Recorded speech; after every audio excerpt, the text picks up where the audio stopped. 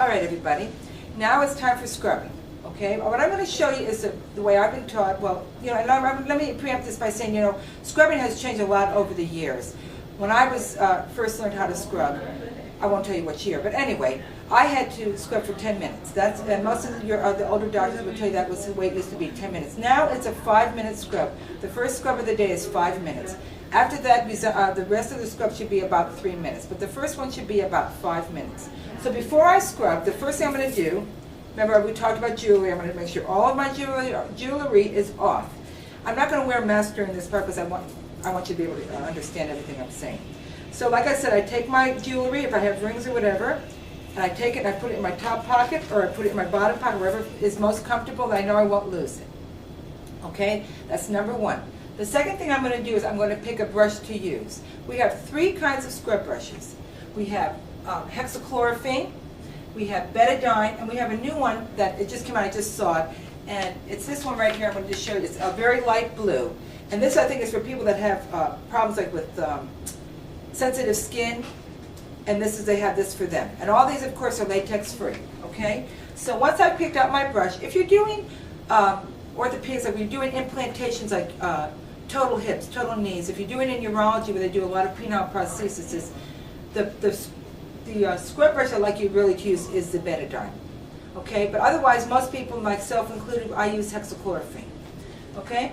So the first thing I'm going to do, and before I go on to that, I'm going to talk about one other thing, is there's a little thing that I know you've all seen. It's called Avogard. I'm going to show you that right here. Avogard. I don't want to see any medical students using Avogard. And let me tell you why. If you're using Avogard, that means you haven't even learned really how to do a proper scrub. It's very important for you to know how to do a proper scrub.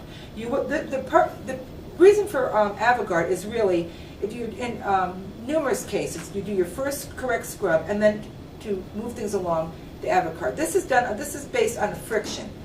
Scrubbing is not based on friction. It's based on soap and water.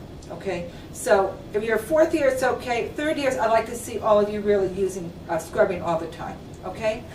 Unless it's an emergency, of course, you have to get right in there. Then I'll look the other way when you use Avogard. Okay.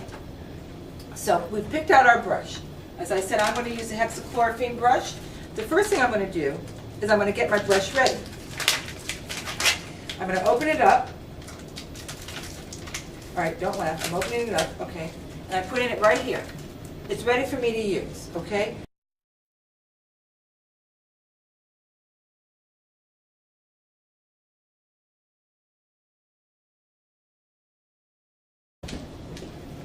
It's called degreasing. What that means is it's like just getting off like the basic oils off your skin. Every sink has soap at the sink side, okay? So the first thing you want to do is take a little soap. This one happens to have where it's operated by the knee of this sink. Some of ours have buttons. It just depends where you are. I'm going to take a little water, and of course I'm going to turn the water off as I'm doing this because we are green here in Tulane. We want to save water. Okay. So I'm going to go ahead and I'm going to just degrease, just like so. And when I take this off, I'm going to run my hand in an upward position. Why do I do that? Because I want all the water to flow downward to get it off, okay? I do it with the second hand, same thing. I'm going to shake that up a little bit, and I'm going to turn this off, okay? Next thing that we do, and this is all on your operating room paper, is I'm going to clean my nails. If you use Avogard, you have to clean your nails too. So that's the next thing we do. We clean every nail bed. And I know some of you, this part is a little difficult if you have no nails, okay? But you clean every nail bed out. All right? And that's what I'm doing here. Now, in the interest of time, I'm not going to do both my hands, but I'm going to go ahead and show you. And I'm going to throw this in the correct receptacle, which is not the sink, but I'm doing that today. Okay. Third thing we're going to do is we're going to get our brush nice and soapy up, okay? Now, like I said, you want to turn that water off, because what happens when warm water is running constantly? You have to go to the bathroom. So you do not want to start this process and have to stop and have to go to the bathroom. So turn the water off, being green and conservative, and you're going to start. The first thing to do a proper scrub is about on the hand area, because that's a part that's close enough to the body, close enough, excuse me, to the surgical area, is 40 strokes, approximately 40 strokes. That means, and we start with our fingernails first. I'm going to show you. I'm going to do one whole arm. Now you'll see different people doing different things. Some people will do the hand, the arm, the arm. I think it's best really to do one whole side and do the other side, okay? So I'm going to go ahead and I'm going to start my briskly. Now everybody, not slow, briskly I'm going to be scrubbing my fingernails. Now how do I know I've done 40 strokes? One of the residents gave me a little tip which I thought was very good, and I'll pass it on to you. Count to 5. Not 1, 2, 3, 4, 5, but 1, 2, 3, 4, 5. When you say that fifth number, you'll have done about 40 strokes, okay? After we do that, we start on the outside of the hand, 40 strokes. We move into the inside, 40 strokes, 40. Every aspect of the hand must be done, of the fingers, 40 strokes, okay? And then I usually do my palm next, and as you see, I am using the brush part of the sponge. I do this briskly 40 times, and then 40 times on the top. Okay, now I'm ready to go up the arm. Another resident gave me a very nice tip. Normally what you should be doing, and this is the way I've taught it in the past, is you work your way up the arm. On the arm it's a 20 to 30 strokes. So for that I usually count 3. I just say 1, 2, 3. However, one of the residents told me that the longer the hexachlorophene, if you're using that, stays on your skin, the better it is.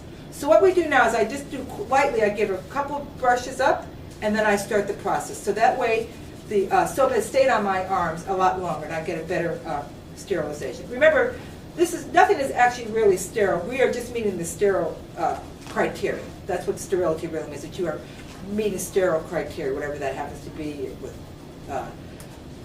flashing or whatever. So that's what we do. Remember, we only go to 1 inch above the elbow. That's why you can't have long sleeves on, or this. That's why you have to wear appropriate size scrubs too. You want to go 1 inch above the elbow. Now say I'm scrubbing right here and I'm talking. My friend Robin, she's at the next scrub sink. Oops!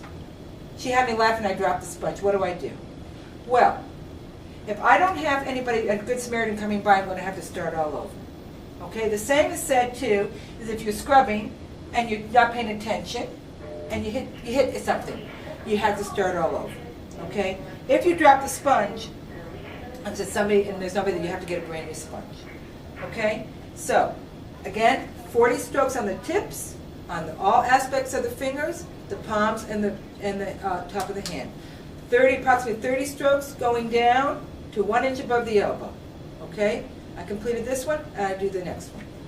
Okay? When I'm finished, I throw that in the appropriate receptacle, which is usually red, and then I'm going to, what I do is I kind of squish my fingers like such, so I want to get as much of this soap up as possible. Because let me tell you something. It's very hard to get your gloves on if you don't wipe your hands properly and you've got soap all over. So I've done that. Remember, I'm going in an upward motion to get the water going down. Okay? So now we're ready to gown and glove.